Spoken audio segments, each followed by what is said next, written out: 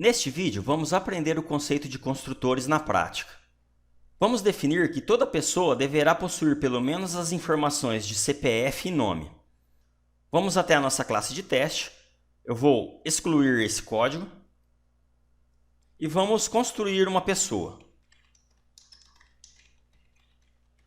Desta forma, através da variável p, nós podemos referenciar o objeto pessoa que está alocado na memória. Podemos então invocar o método p.setCPF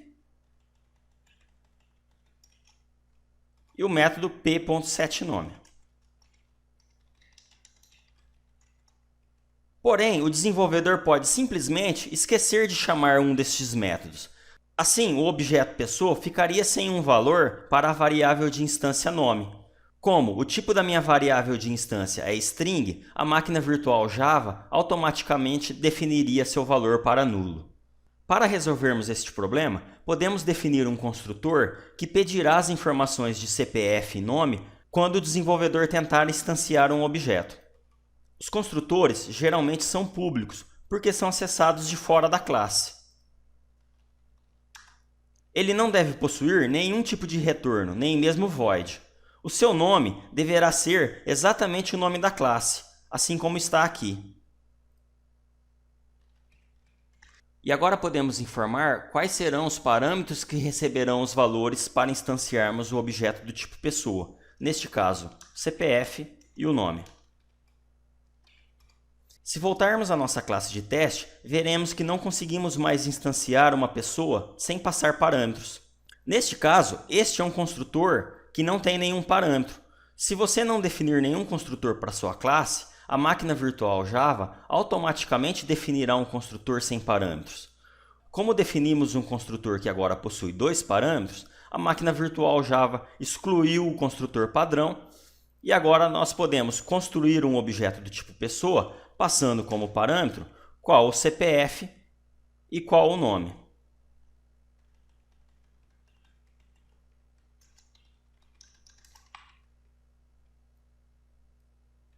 Ainda não terminamos. No nosso construtor, precisamos guardar os valores que estão sendo passados como parâmetro para as nossas variáveis de instância.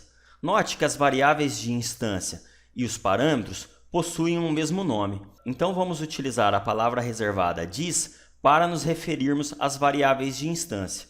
Assim, a variável de instância CPF vai receber o valor do parâmetro CPF.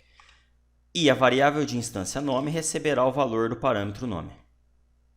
Se quisermos ainda permitir que uma pessoa possa ser construída sem ter os parâmetros CPF e nome definidos, devemos definir explicitamente o construtor padrão. Dessa forma, vamos definir um outro construtor que não recebe nenhum parâmetro. Agora, esse tipo de operação é possível. Mas, voltando ao nosso construtor que recebe como parâmetro o CPF e o nome, vamos fazer um teste. Vou imprimir no console o nome da pessoa. Vamos executar. E apareceu aqui João da Silva. Também poderíamos definir um outro construtor que receberia, por exemplo, somente o nome por parâmetro. O construtor é público, o nome é exatamente o mesmo nome da classe. Ele recebe como parâmetro apenas o nome.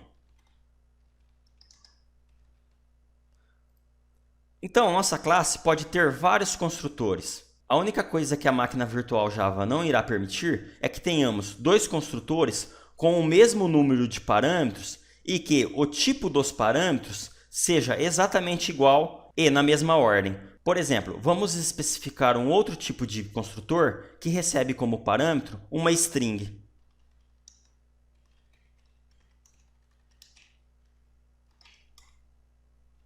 Neste caso, o Eclipse já nos avisa que algo está errado. Ou seja, eu não posso ter dois construtores que tenham exatamente a mesma quantidade de parâmetros, neste caso 1, e que sejam do mesmo tipo.